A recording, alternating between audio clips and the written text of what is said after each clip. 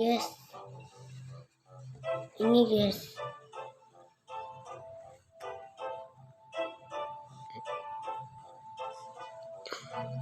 skinku nih, kalian lihat, ternyata itu bukan skin sembarang skin.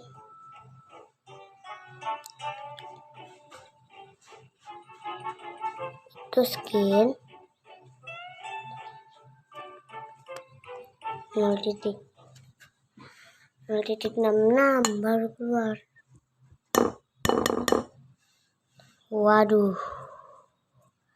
Waduh banget kan.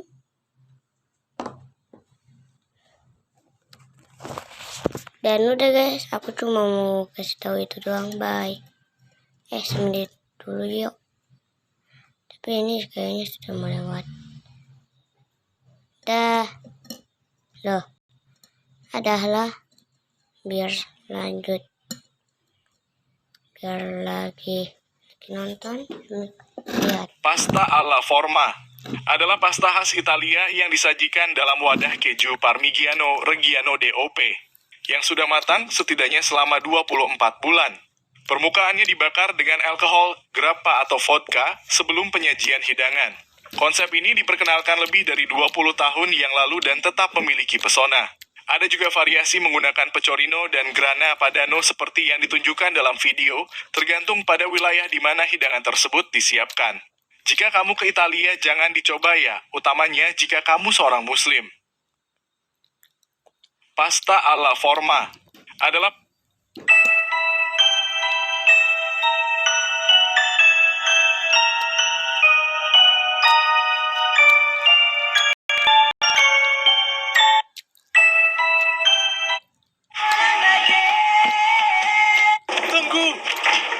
cuma 50.000.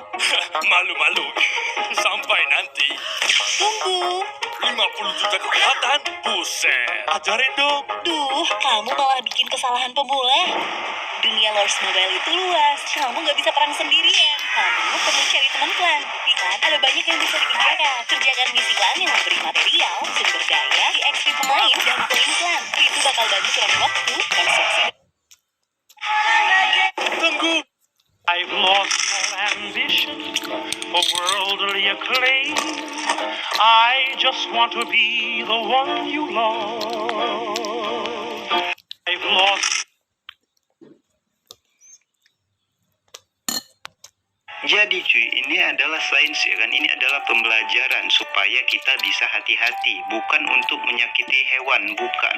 Ini adalah sains ya kan, kita untuk belajar. Nah, jadi ceritanya cuy, soda-soda ini ya kan, Pepsi ini sama cumi-cumi ini nanti akan dicoba gigit oleh cumi-cumi ini cuy. Kalau kalian mau ngambil cumi-cumi, berburu cumi-cumi ya kan, kalian waspada ke dalam lubang ini cuy. Ini mulutnya ya kan, mulutnya ini sangat tajam sekali, mulut cumi-cumi ini. Jadi setelah kalian melihat video ini ya kan, kalian harus hati-hati waktu menangkap cumi-cumi. Kalian pegang aja ya kan kakinya itu cuy. Gua juga ngeri ya cuy sama cumi, di bagian perut atau mulutnya itu soda aja bisa bolong cuy waktu digigit.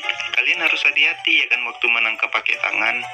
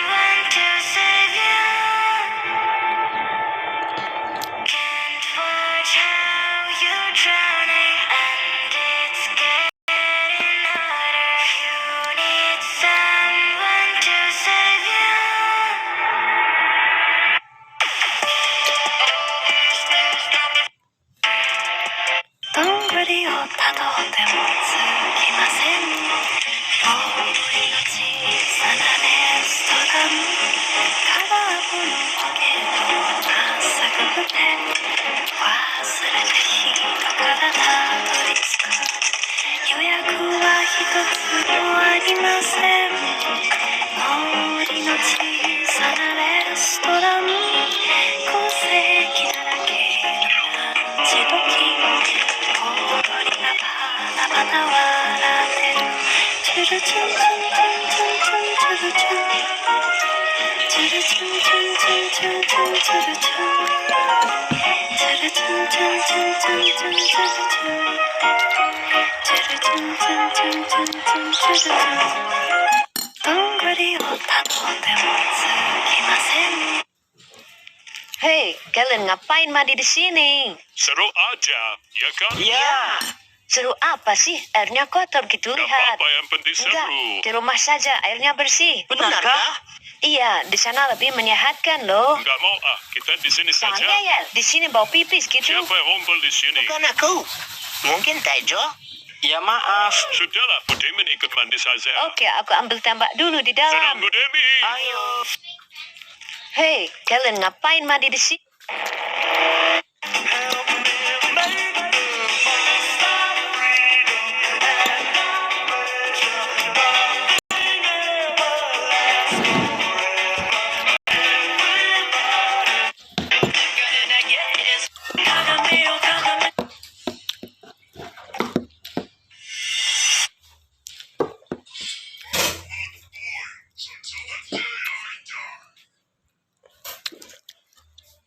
Lihat cara ia membersihkan ikan ini sungguh luar biasa. Chef ini mencelupkan ekor ikan itu ke dalam air hangat dan mulai menarik kulitnya. Wow, hasilnya ikan itu terlihat begitu bersih. Selanjutnya ia mulai memisahkan kepala dan menggunting tulang di bagian pinggir ikan tersebut. Kemudian merendamnya ke dalam es batu dan menyikatnya. Selanjutnya ikan itu mulai dimasak, tapi proses pembersihan belum selesai.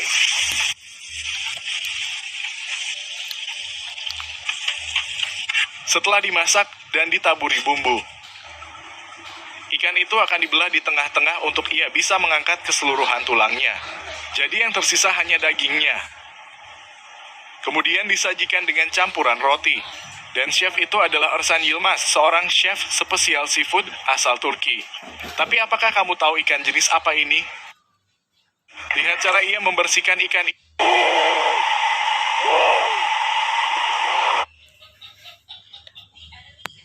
Orang ini awalnya mengira jika benda yang ada di tangannya itu hanyalah sebuah mainan anak kecil pada umumnya.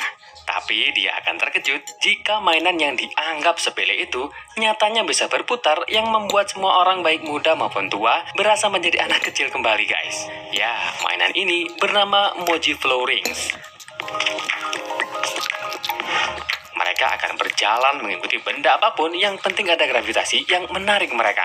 Nah, kalau yang satu ini ada mainan sebuah kapal Titanic ya guys, yang nggak akan terbalik meskipun diputar-putar. Mainan itu bernama Ship That Never Sinks. Tapi kalau yang satu ini hanya perlu membakar sumbu ya guys yang ada di sampingnya, dan jika diputar sekali saja, maka dia akan bergerak seperti kerja piston di motor pada umumnya. Dan semakin panas, maka kecepatannya juga semakin meningkat. Nama mainan ini adalah Sanitec Hot Air Stirling Electricity. Orang ini awal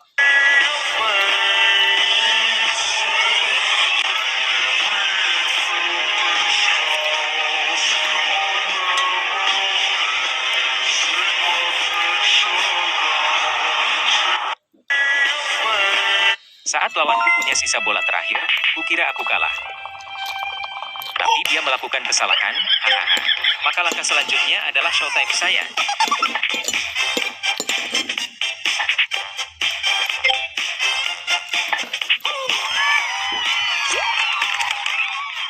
Saat lawanku punya sisa bola terakhir, kukira aku kalah. Tapi dia melakukan kesalahan, hahaha. Maka langkah selanjutnya adalah showtime saya.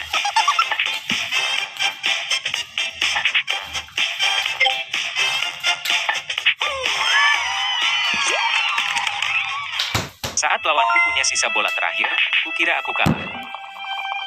Tapi dia melakukan kesalahan, hahaha. Maka langkah selanjutnya adalah showtime saya. Mas Ahmad. Tahu.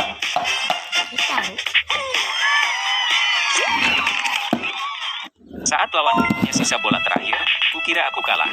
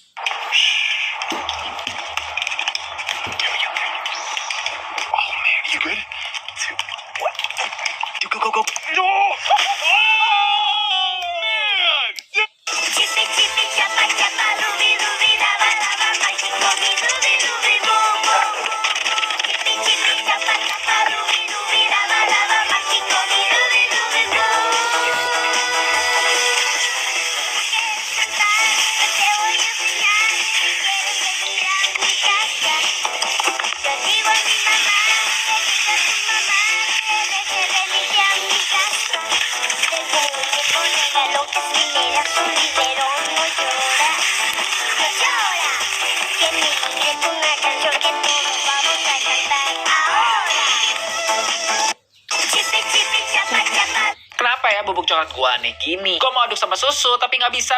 Jadi ini kakao bubuk yang gue bikin kemarin. Gua mau coba campur sama susu, tapi dimasukin ke susu dingin. Gue coba angkat. Kok malah gini? Gue ulang-ulang dan coba ditusuk dikit. Malah luarnya doang yang basah, dalamnya enggak. Bingung sih awalnya. Tapi gue baru ingat kalau bubuk coklat itu punya karakter hidrofobik atau takut sama air yang disebabkan karena kandungan lemak di dalam. Jadi kalau gue ilustrasin pakai gambar jelek gua, ini susu dan ceritanya ini sendok isi bubuk coklat yang dicemplungin. Selain tadi lemak, bubuk coklat juga mengandung molekul pati yang punya sifat kebalikan dari hidrofobik, namanya hidrofilik atau cinta sama air. Jadi pas dicemplungin, molekul pati di lapisan luar bakal nyerap air atau susu, tapi bagian hidrofobik di dalam bakal nolak airnya. Terus pas ditusuk sesuatu, tegangan permukaan dari airnya bakal keganggu dan airnya bakal kabur dari bubuk coklat. Makanya buat campur coklat biasanya pakai air yang lebih hangat dan dicampur pelan-pelan. Kalian bisa coba juga eksperimen ini di rumah. Dah.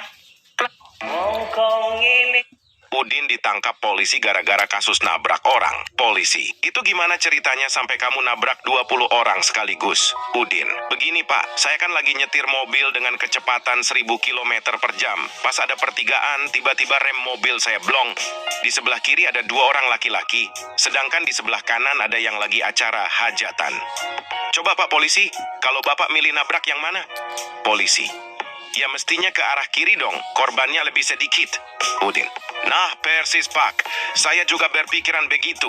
Polisi, lah terus kenapa jadi orang hajatan yang kau tabrak? Udin, ini dia masalahnya Pak, saya sudah milih nabrak 2 orang lelaki yang sebelah kiri itu, tapi mereka malah lari ke tempat hajatan. Jadi saya belokkan saja mobil ke arah kanan untuk mengejar 2 orang itu. Polisi, goblok. Udin, iya Pak, mereka memang goblok, pakai acara nyebrang segala sih. Seketika polisi langsung pingsan dengar jawaban si Udin. Udin ditangkap. Ini bukti seberapa... Saat para hornet sedang asik memakan daging, seseorang menyangkutkan plastik putih ke badannya. Kini, sarang hornet itu terancam. Begitu mereka kembali ke sarangnya, hal-hal mengerikan akan terjadi. Plastik putih digunakan oleh pemburu hornet untuk melacak lokasi sarang yang tersembunyi. Pelacakan dilakukan baik secara langsung maupun dengan drone. Setelah memastikan daerah tempat hornet mendarat, orang-orang dengan baju pelindung masuk ke area tersebut. Setelah menemukan sarangnya, para pemburu menggali sarang itu, mengumpulkan semua penghuninya ke dalam wadah. Bahkan saat hornet mencoba melawan, mereka mengeluarkan desiran mengancam. Langkah berikutnya adalah menghancurkan telur-telur dan larvanya, membasmi masa depan koloni tersebut. Namun, yang paling penting adalah membunuh sang ratu. Kematian ratu akan menghancurkan mereka semua. Hornet adalah hama yang agresif dan merusak peternakan lebah. Jadi para peternak lebah harus menghancurkan mereka. Saat para hornet sedang... Что там такое, сунул голову в кусты? Кто это такой? У него лицо кисы. У него смешная шляпка и котьи усы. Он как смурфик, лапка, на нем белые трусы. Эй, шелушай, шелушай, лушай, лушай. Эй, шелушай, самый добрый шелушай. Что там такое, сунул голову в кусты? Махаббат пыяласын, одасын, қорасын, шындықты пыяласын, бәрісін одасын. Көзде көз, нұрын ұйылық, пұлда пыяла. Махаббат пыяласын, одасын, қорасын, шындықты пыяласын, бәрісін одасын. Көзде көз, нұрын Махаббат пыяласын, одасын, қорасын, шындықты пыяласын, бәрісін одасын, көзде... Inilah tinta dari China yang tak bisa luntur, bahkan masih bisa terbaca walau hangus terbakar api. Ya, tinta yang sudah dikenal oleh masyarakat China sejak ribuan tahun yang lalu itu, ternyata proses pembuatannya guys sangatlah rumit, bahkan penuh kesabaran.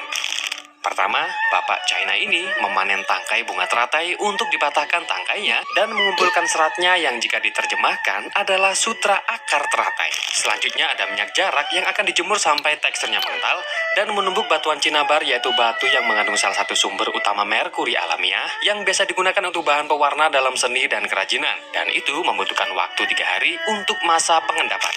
Lalu bahan-bahan penting selanjutnya adalah 6 bahan yang terdiri dari batu orbimen, kunyit kering, max, dan juga beberapa mutiara dan borneol. Lalu untuk endapan cinabar tadi dikeringkan di tempat yang teduh dan menyampurkan minyak jarak yang telah mengental, disusul mencampurkan sutra akar teratai dan 5 lembar kertas emas dan dijemur di bawah sinar matahari selama 7 hari. Dan Inilah tinta dari China yang tak bisa luntur, bahkan masih bisa terbaca walau hangus terbakar api. Ya, tinta yang sudah dikenal oleh masyarakat China sejak ribuan tahun. Seekor katak pergi menemui seorang peramal untuk mengetahui apakah dia beruntung dalam urusan asmara atau tidak. Peramal itu kemudian membaca telapak tangan si katak dan berkata, "Aku mempunyai kabar baik dan kabar buruk. Mau dengar yang mana dulu?" Si katak ingin mendengar kabar baiknya terlebih dulu. Peramal pun berkata, "Kamu akan bertemu seorang gadis cantik. Dia akan tertarik padamu dan ingin mengetahui segala sesuatu tentang dirimu.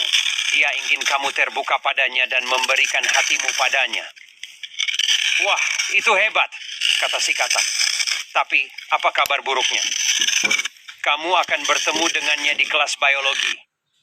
Seekor katak pergi menemui أريد مشروعا أريد صغير مثل صغير أعطونا السلام وأعطونا طفولي أعطونا طفولي أعطونا طفولي أريد مشروعا أريد صغير مثل صغير أعطونا السلام وأعطونا طفولي أعطونا طفولي أعطونا طفولي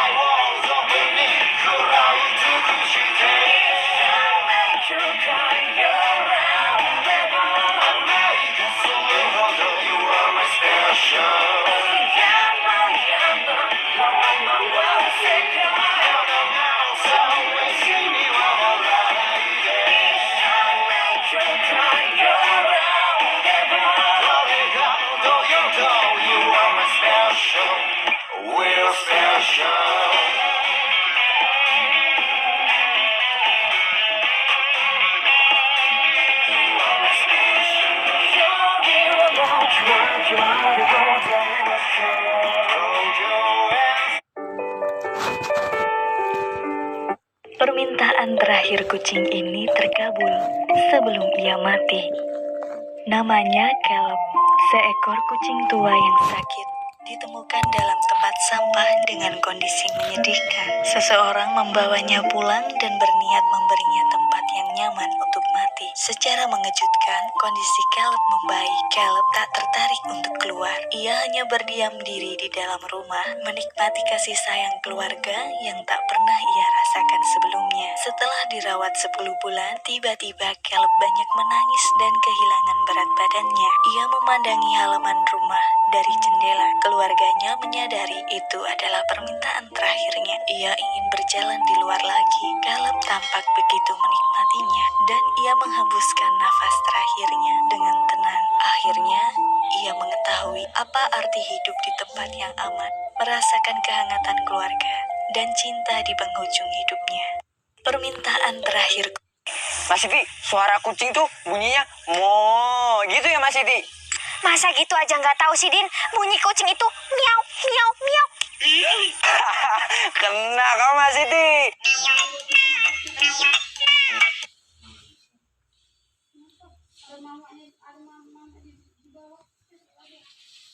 Pernahkah kalian memperhatikan gara-gara lubang ajaib ini, Minfam jadi jarang kasih pupuk ke tanaman. Loh, kok bisa Minfam? Nah, ini namanya teknik biopori. Selain dikubur di tanah, ternyata bisa juga dipasang di pot. Andaikan 5 tahun lalu Minfam tahu teknik ini, pasti pot besar Minfam isinya biopori semua. Karena teknik ini se-worth it itu, guys. Biasanya kalau kita nanam pakai pot yang besar, air yang kita siram nggak semuanya bakal meresap sampai ke bawah. Nah, justru ini yang nggak baik buat akar tanaman. Selain itu tanahnya juga bakal cepat mengeras. Nah, makanya ini kita akalin pakai pipa biopori. Gara-gara Gara-gara teknik ini juga stok Bu Minfam nggak pernah habis, malah nambah terus. Wahaha. Tapi pasang biopori di pot itu ada tipsnya loh. Nah, caranya gini, siapin pipa yang udah dilubangi biar akarnya nggak kepanasan, taruh di pinggiran pot, lalu isi sampah organik, daun kering dan juga tanah. Biar cepet lapu, kita siram pakai air cucian beras. Nah, setelah 1 bulan sampah-sampahnya udah berubah jadi emas hitam. Gara-gara lubang ajaib ini, Minfam jadi jarang kasih pupuk ke tanaman. Loh, kok bisa Minfam? Nah, ini namanya teknik biopori. Selain dikubur di tanah, ternyata bisa juga dipasang di pot. Andaikan 5 tahun lalu Minfam tahu teknik ini, pasti pot besar Minfam isinya biopori semua. Karena teknik ini se-worth it itu, guys. Biasanya kalau kita nanam pakai pot yang besar, air yang kita siram gak semuanya bakal meresap sampai ke bawah. Nah, justru ini yang gak baik buat akar tanaman. Selain itu tanahnya juga bakal cepat mengeras. Nah, makanya ini kita akalin pakai pipa biopori. Gara-gara teknik ini juga stok Bu Minfam nggak pernah habis, malah nambah terus. Wahaha. Tapi pasang biopori di pot itu ada tipsnya loh. Nah, caranya gini. Pernahkah kalian memperhatikan kalau es yang disajikan di bar itu terlihat lebih jernih daripada es yang biasa kita buat di rumah? Beberapa orang mungkin berpikir kalau kita perlu membekukan air murni untuk mendapatkan es seperti kaca ini. Tapi sebenarnya nggak begitu loh guys. Rahasia esnya bisa kelihatan jernih karena proses pembekuan yang lambat. Iya, saat air membeku secara perlahan, kotoran dan juga gelembung udara punya waktu untuk keluar, sehingga meninggalkan es tadi dan jadi terlihat jernih seperti kristal gini. Ya, tapi rasanya tetap bakalan sama kok. Di bar kelihatan jernih untuk menambah estetika saja. Lagian guys, buat bikinnya tuh butuh kesabaran dan juga teknik yang tepat loh.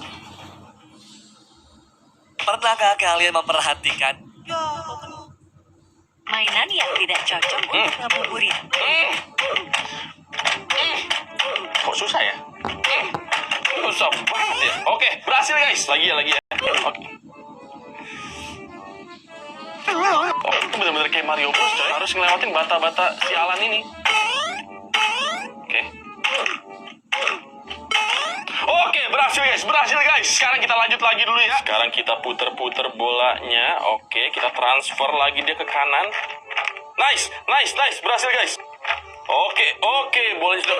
Itu tandanya out. Jadi kita harus ngulang lagi. Jadi ternyata kalau misalnya bolanya udah berhasil lewat, kita harus pencet yang hijau ini supaya bolanya langsung lewat ke sini, nggak kehalang sama yang ini guys. Agak menyebalkan ya. Oke guys, let's go guys. Sudah berhasil guys. Sekarang saatnya stage terakhir. Kita akan mengalahkan Magi Kupa ini. Langsung saja kita pencet tombolnya yang warna coklat guys. 1, 2, 3. Goblok. Mainan yang tidak.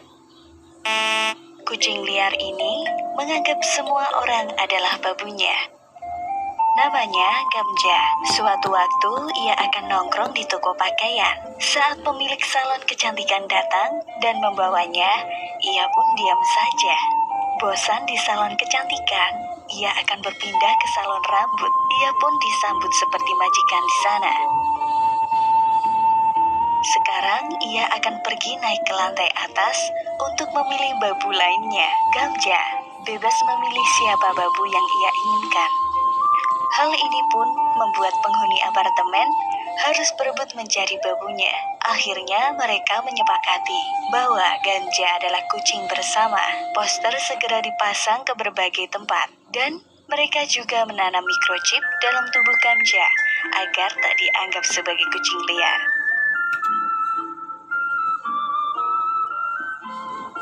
Kucing liar ini menganggap semua orang adalah babunya. Gunung ini dilarang didaki karena ini adalah tangga untuk naik ke surga. Kalian mau ke sana? Mount Kailash atau Gunung Kailash. Dipercaya kalau kalian naik ke gunung ini, dalam perjalanannya aja kalian akan mengalami penuaan. Muka kalian akan jauh lebih tua. Kuku kalian akan jauh lebih panjang, pertumbuhannya lebih cepat. Rambut kalian pertumbuhannya juga akan jauh lebih cepat dibandingkan manusia normal. Tapi orang-orang itu sulit banget untuk naik ke dalam puncak gunung ini. Padahal tingginya itu tidak lebih tinggi juga dari Gunung Everest. Gunung yang ada di Tibet ini itu banyak banget misterinya. Mulai dari pendaki yang mencoba untuk naik, tapi selalu disalahkan arahnya. Selalu ada aja alasan gak jelas yang membuat mereka tidak sampai ke dalam puncaknya. Bahkan ada mitos katanya ini tuh piramid buatan manusia yang diserupai dengan gunung. Karena bentuknya yang terlalu perfect. untuk menjadi sebuah gunung. Gunung ini juga dianggap suci oleh 4 agama besar. Kabarnya memang ada pernah satu orang yang sempat mencapai puncak gunung ini, yaitu seorang Buddhis monk 900 tahun lalu yang bernama Milarepa. Gunung ini dilarang didaki.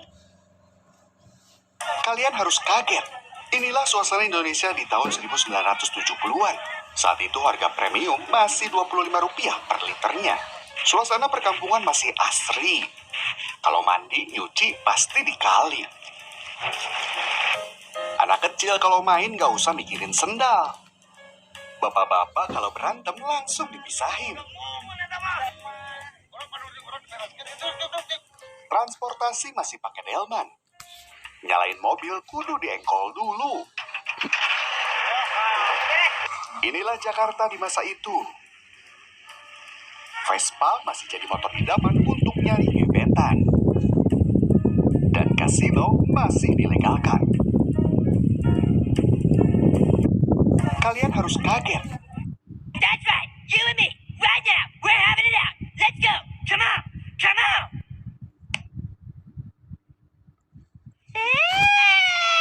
That's right, you and me.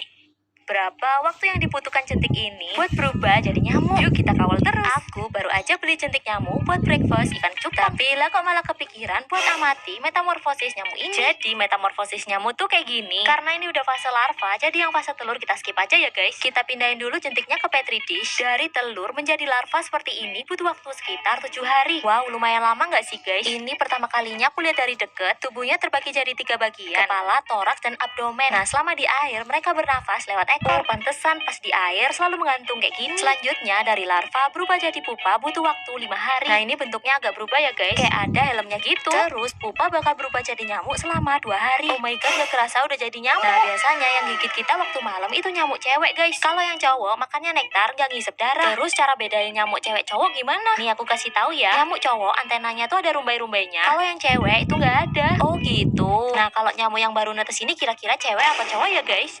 Berapa waktu yang dibutuhkan centik ini? Hari ini aku mau bikin tahu hoheng cekidot. Pertama pastiin dulu bahan-bahannya well. Karena gak punya bahannya jadi kita beli dulu well. Kita beli dulu minyak goreng 10 liter ke warung Mumun well. Abis itu kita beli tahunya cekidot. Karena aku pengennya tahu Sumedang jadi aku harus beli dulu well. Berhubung rumah aku di Los Angeles jadi aku pesen tahunya lewat online cekidot. Aku pesen 10.000 2 biji aja. Dan ongkirnya 100.000 well. Kita tunggu tahunya datang cekidot. 2,000 years later. Tahunnya kelamaan, kakek udah mau ninggoy. Kita lanjut makan tahunya di sini ya well, dengan kompor yang apinya langsung dari neraka cekidot. Hari ini aku mau bikin tahu hoheng cekidot. Waduh, video bikin karet gelang kemarin ditonton jutaan orang loh guys. Ternyata kalian doyan ya nonton orang pada getah. Terus ini ada yang nanya, selain karet gelang, getah bisa dibikin apa lagi? Bisa dibikin ban motor dan mobil guys. Yuk kita lihat proses pembuatannya. Jadi getah yang udah dikumpulin itu tuh diratain dulu guys pakai mesin kayak begini. Beneran deh, pas proses ini tuh getahnya tuh bau banget guys. Kalau kata kakaknya aroma duit. Pada tahap ini karet tuh dicampur sama berbagai bahan-bahan guys. Akhirnya dia jadi warna hitam karena ada kandungan carbon black sebagai bahan campuran. Mereka tuh pakai mesin giling kayak begini untuk ngeratain semuanya. Gunanya supaya tercampur dengan rata gitu dan jadinya kayak lebih halus gitu loh guys. Nah, ini udah halus nih. Proses selanjutnya tinggal dikasih merek pada bannya atau kayak tulisan-tulisan gitu loh guys. Kan di ban tuh suka ada tulisan-tulisan ya. Habis itu tinggal dimasukin ke mesin cetak, dikembungin kayak begini. Uji dulu dia layak pakai atau enggak. Kalau udah dimasukin ke roda kayak begini dan jadi deh ban-ban yang bisa kita pakai. Jujur guys, video aslinya tuh berjam-jam, susah banget ngerangkumnya jadi 1 menit doang. Tapi aku usahain, semoga menambah wawasan ya. Waduh, video bikin karet gelang kemarin ditonton jutaan orang loh guys. Ternyata kalian doyan ya nonton orang.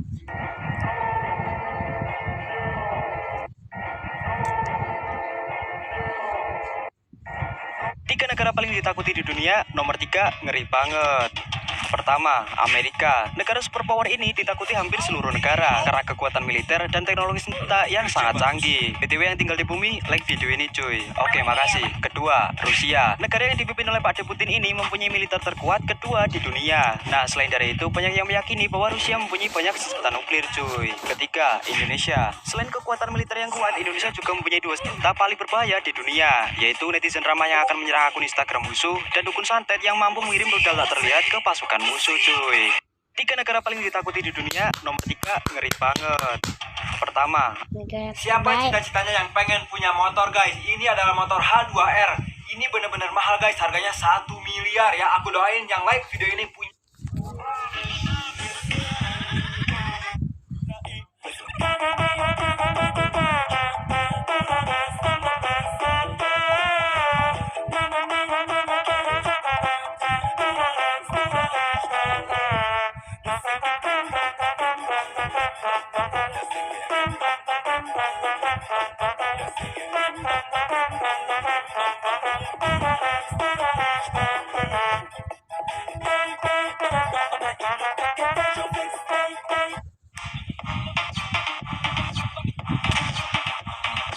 Ini adalah nama kota terpanjang di dunia. Ini, gue juga tahu lagi cara bacanya gimana. Bentar. Ini kata Google. Taumatafaka tengi hingakawawa tamati churipa kakapiki manahoronu kapakai kanua kitanataf. Nama kota ini terdiri dari 85 huruf. Gila nggak tuh? Kota ini terletak di Porangahau, New Zealand dan mempunyai arti puncak tempat Amatea, pria dengan lutut besar menggeser pendaki gunung yang menyusuri tanah memainkan seluruh dunia untuk orang yang dicintainya. Artinya aja juga panjang banget dong. Dan hari ini gue mau cari tahu, ada nggak sih orang yang bisa baca nama kota ini? Tahu matuak atengak. Sangat kakak. Oke. Tahu matawak atangi angkakau. Awawa tamate. Au tuli kakak pinti mau ngalo ngokoprak kue kita tahu. Jadi teman-teman ini nama latin dari tahu. Gue kayaknya nyerah. Belum mulai. Ternyata dari 3 orang tadi masih belum ada yang bisa baca nama dari kota ini. Coba kalian pause video ini dan baca nama dari kota ini. Dan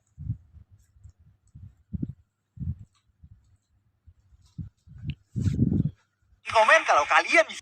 Ini adalah nama. Yang ini atau itu versi seafood, udang, atau lobster. Lobster atau kepiting. Kepiting aja deh.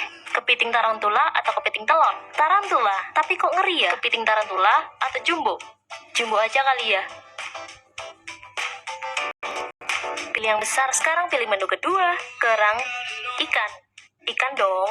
Ikan beku, ikan hidup. Ikan hidup. Ikan tawar atau ikan laut? Ikan laut. Kerapu lumpur atau kerapu macan? Kerapu lumpur.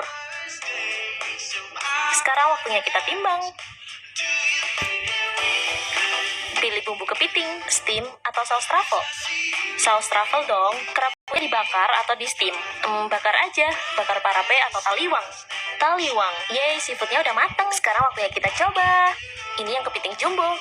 Bumbunya enak banget. Ini yang kerapu. Semuanya enak banget. Yang ini atau itu versi seafood.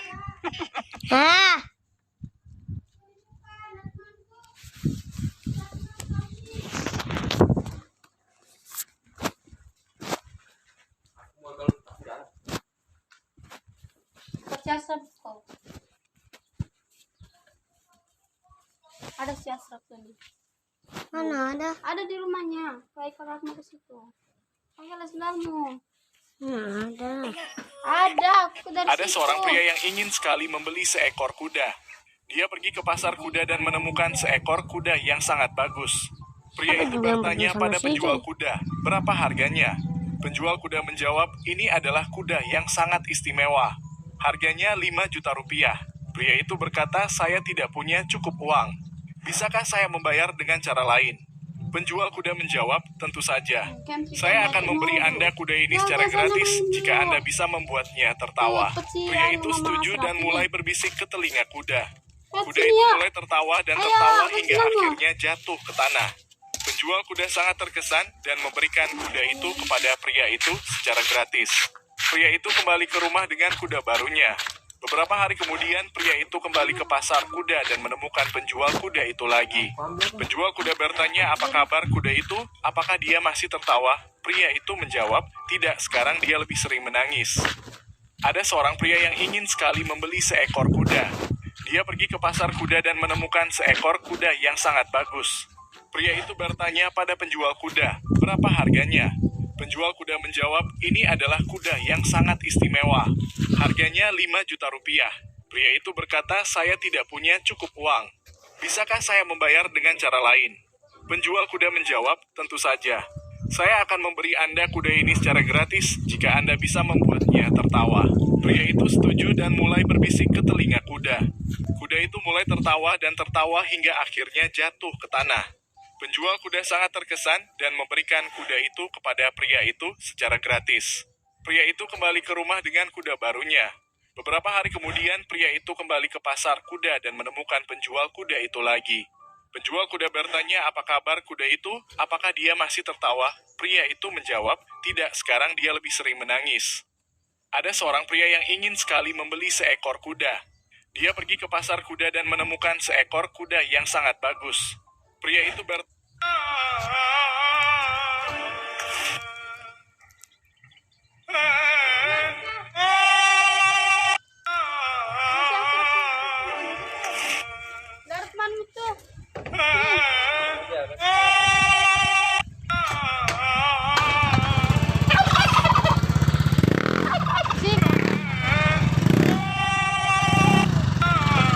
Permen jeli ini bisa menyelamatkan manusia. Biasanya permen jeli ini nggak boleh karena permen jeli ini khusus untuk kakek-kakek dan nenek-nenek saja. Bagaimana tidak, sini saya jelaskan. Perkenalan. Awalnya menciptakan permen jeli ini untuk menyelamatkan orang yang dia cintai, yaitu neneknya yang dimana neneknya ini menderita diabetes yang benar-benar pikun dan tidak sama sekali mau minum air putih. Sekarang coba untuk memberikan air putih, neneknya tidak mau. Rasanya tidak enak dan memungkinkan hidup neneknya dalam bahaya. Sehingga Louis memutuskan untuk membuat permen jeli enak dan memiliki air 65%, membuat neneknya air lebih banyak tanpa dia menyadarinya. Tadi Louis bukan cuma menyelamatkan neneknya. Menurut kalian apa? Menurut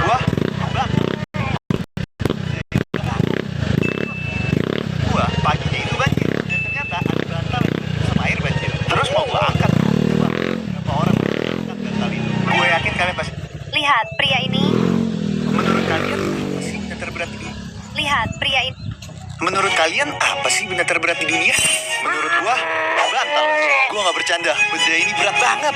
Jadi waktu nginep di rumah temen gua, paginya itu banjir. Dan ternyata ada bantal yang kerendam sama air banjir. Terus mau gua angkat dong. Tebak, butuh berapa orang buat ngangkat bantal itu? Gue yakin kalian pasti bakal kaget sih. Butuh 4 orang dewasa untuk ngangkat bantal itu. Dan gue jadi penasaran, sebenarnya berapa sih berat bantal yang basah? Tapi sebelum itu gue juga pengen tahu, butuh berapa lama buat gue mindahin bantal ini ke kotak itu. 3,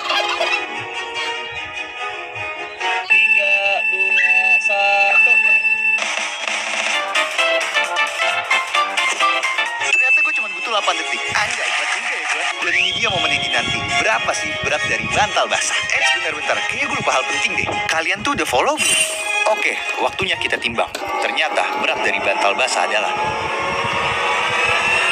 Gue gak nyangka ternyata seberat ini. Bantal ini baru gue rendam 30 menit. Gimana bantal yang kerendam sama banjir semalaman? Menurut kalian apa sih benda terberat di dunia? Menurut gue, bantal. Gue gak bercanda, benda ini berat banget. Lihat, pria ini ingin MacBook-nya digambar menggunakan jasa gambar dengan cat semprot ke pria itu. Ia langsung memberikan MacBook-nya. Buat yang nggak tahu MacBook, itu loh yang ada gambar apel digigit itu. Tahu kan? Oh iya, makasih banget ya buat yang selalu bantu like serta subscribe. Semoga sehat terus, amin. Pria itu pun langsung memulai aksi semprot gambarnya dengan disemprotkan cat warna putih, lalu coklat, serta dilapisin lagi dengan cat warna hitam. Lalu ia menyemprotkan lagi dengan api beberapa kali. Wow, jadi ngeri juga ya. Lalu, beberapa saat setelah catnya mengering, ia meletakkan kertas sebagai pola gambar. Lalu beberapa warna cat disemprotkan lagi. Setelah beberapa cat warna sudah disemprotkan, dan meskipun gambarnya belum selesai, pemilik MacBook itu pun sudah sangat kagum atas kreativitas orang itu. Lalu setelah menunggu beberapa menit, akhirnya gambarnya pun selesai, dan lihatlah hasilnya. Wah, kalau 1 sampai 1000, kamu bakal ngasih nilai berapa nih? Lihat, pria ini ingin... Pulau ini sedang dipindahkan oleh warga setempat, guys. Inilah Pulau Apung yang berada di Danau Chippewa, Wisconsin, Amerika Serikat. Pulau ini dapat bergerak mengikuti arus air dan angin. Hal itu membuat pulau ini seringkali menabrak jembatan jalan yang berada di sekitar danau, sehingga membuat warga seringkali harus memindahkan pulau dengan cara mendorongnya menggunakan kapal atau bot yang dimiliki warga sekitar agar tidak merusak jembatan atau mengganggu